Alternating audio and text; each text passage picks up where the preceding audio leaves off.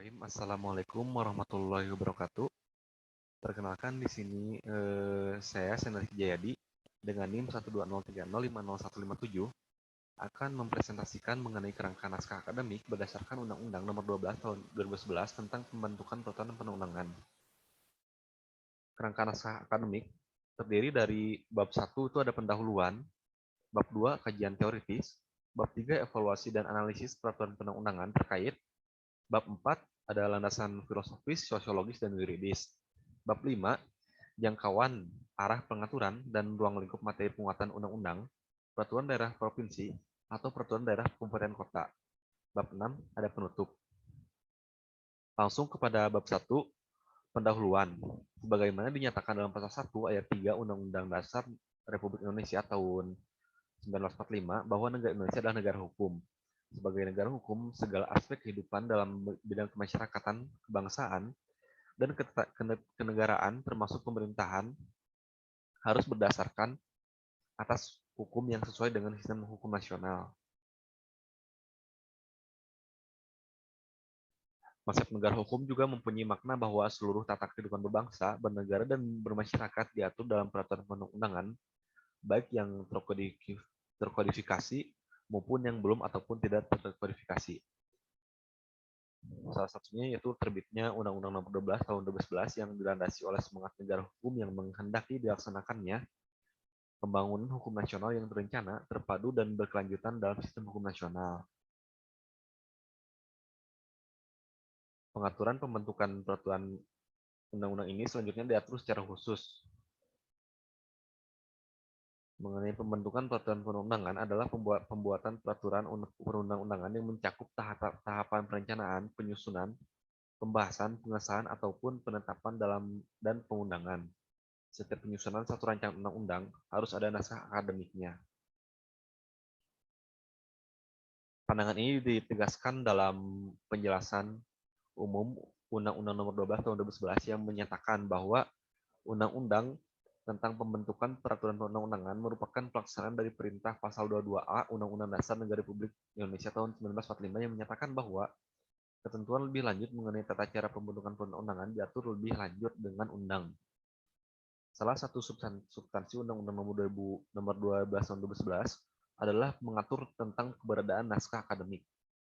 Pengertian dari naskah akademik juga itu dimaksud dengan undang-undang ini adalah naskah hasil penelitian atau pengajian hukum dan hasil penelitian lainnya terhadap suatu masalah tertentu yang dapat dipertanggungjawabkan secara ilmiah mengenai pengaturan masalah tersebut dalam suatu rancangan undang-undang, rancangan peraturan daerah, provinsi, ataupun rancangan daerah kabupaten kota sebagai solusi terhadap permasalahan yang kebutuhan dibutuhkan oleh hukum masyarakat. Lalu ada bab 2 mengenai kajian teoritis. Yang pertama adalah teori ketatanegaraan. Fungsi pembentukan peraturan perundang-undangan memiliki kaitan yang erat dengan sistem ketatanegaraan. Hal ini terutama terkait dengan fungsi dari lembaga-lembaga negara, serta bentuk dan jenis dari peraturan perundang-undangan yang dihasilkan. Dari sisi ketatanegaraan, pembentukan peraturan perundang-undangan menjadi bagian penting dari perwujudan negara hukum yang disesuaikan dengan bentuk negara, bentuk pemerintahan, dan sistem pemerintahan yang dianut oleh suatu negara. Yang kedua, ada teori pembentukan peraturan perundang-undangan. Krabbe berpendapat bahwa aspek terpenting dari peraturan perundang-undangan bukan hanya terkait aspek pengaturannya, tetapi juga proses pembentukannya. Atau the important part of legislation is not only the regulatory aspect but the law-making process itself. Penyusunan peraturan perundang-undangan yang baik pada hakikatnya juga perlu memperhatikan dasar-dasar pembentukannya, terutama berkaitan dengan landasan-landasan, asas-asas yang berkaitan dengan materi muatannya. Lalu yang ketiga ada teori analisis dan evaluasi peraturan perundang-undangan. Selain melalui harmonisasi, pengujian oleh lembaga yudisial peradilan dan pengawasan oleh pemerintah, pembenahan peraturan perundang-undangan sebenarnya dapat dilakukan melalui evaluasi atau peninjauan peraturan perundang-undangan secara berkala yang dilakukan oleh pembentuk atau pembuatnya sendiri, yaitu oleh DPR untuk undang-undang yang atau biasa disebut dengan istilah legislative review, dan oleh pemerintah daerah untuk peraturan di bawah undang-undang biasa disebut dengan istilah executive review. Lalu ada bab 3, di sini evaluasi dan analisis peraturan perundang-undangan terkait. Pertama, proses evaluasi dan atau penilaian terhadap beberapa bagian atau keseluruhan dari materi muatan suatu undang-undangan dan peraturan terkait lainnya. Penilaian dilakukan tidak hanya menghubungkan pasal-pasal atau materi terkait, namun juga melihat latar belakang atau landasan pemikiran dari peraturan-peraturan tersebut.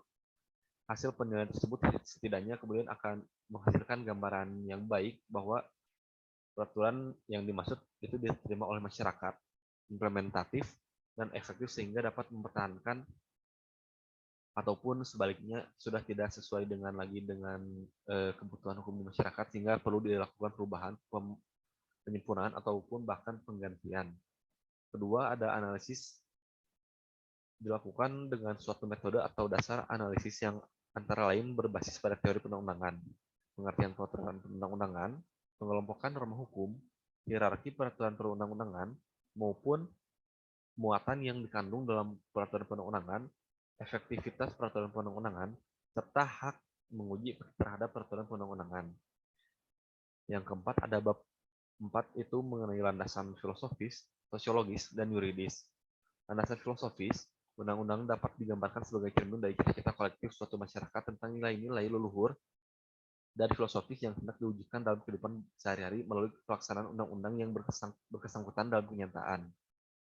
Karena itu, cita-cita filosofis yang terkandung dalam undang-undang itu hendaklah mencerminkan cita-cita filosofis masyarakat juga, yang artinya jangan sampai cita-cita filosofis yang tergandung dalam undang-undang tersebut justru malah mencerminkan falsafah kehidupan bangsa lain yang tidak cocok dengan bangsa sendiri. Yang kedua adalah landasan sosiologis. Landasan sosiologis yaitu bahwa setiap norma hukum yang dituangkan undang-undang itu haruslah mencerminkan tuntutan kebutuhan masyarakat sendiri akan norma hukum yang sesuai dengan realitas kesadaran hukum masyarakat. Karena itu harus dengan dirumuskan dengan baik pertimbangan-pertimbangan yang bersifat empiris sehingga suatu gagasan yang dituangkan dalam undang-undang benar-benar didasarkan atas kenyataan yang dialami oleh masyarakat. Dengan demikian, norma hukum yang dituangkan dalam undang-undang itu kelak dapat dilaksanakan dengan baik di tengah-tengah masyarakat hukum yang diaturnya. Yang ketiga adalah landasan yuridis. Landasan yuridis dalam perumusan setiap undang-undang haruslah ditempatkan pada bagian konsideran mengingat. Dalam konsideran mengingat ini disusun secara rinci dan tepat.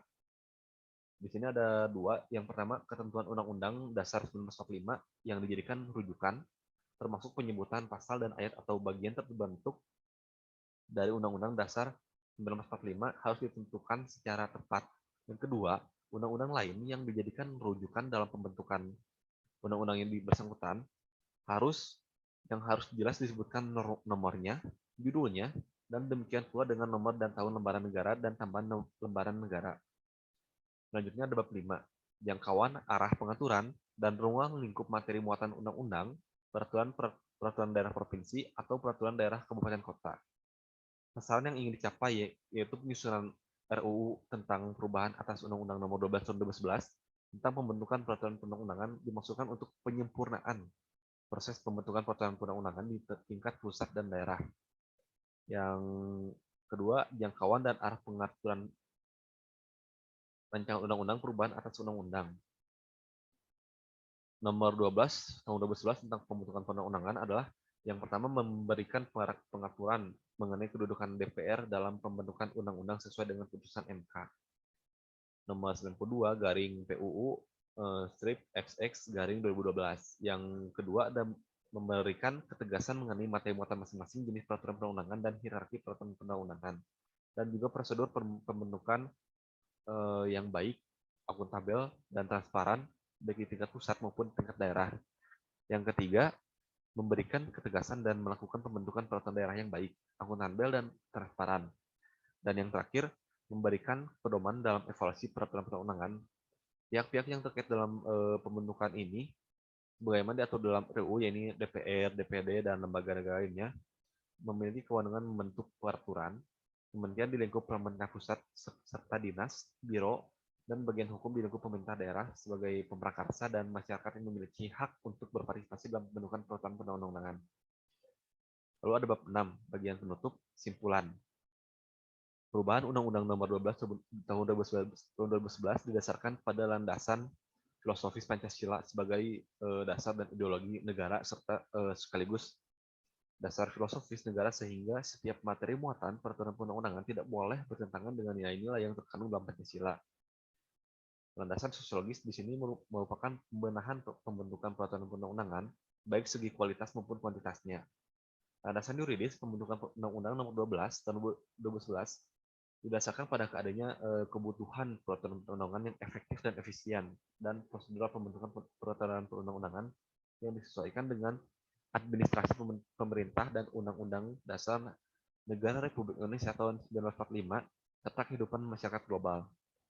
Lalu ada saran di sini memperhatikan kebutuhan perubahan atas Undang-Undang Nomor 12 Tahun 2011 tentang pembentukan peraturan perundang-undangan, maka perlu segera disusun rancangan undang-undang tentang perubahan atas Undang-Undang Nomor 12 Tahun 2011. Yang kedua, perlu dilakukan sosialisasi terhadap ketentuan baru yang termuat dalam rancangan undang-undang ini dalam rangka memperoleh masukan dari masyarakat. Sekian yang presentasi yang dapat saya sampaikan. Mohon maaf apabila ada kata-kata yang kurang berkenan. Billahi taufiq wal hidayah. Wassalamualaikum warahmatullahi wabarakatuh.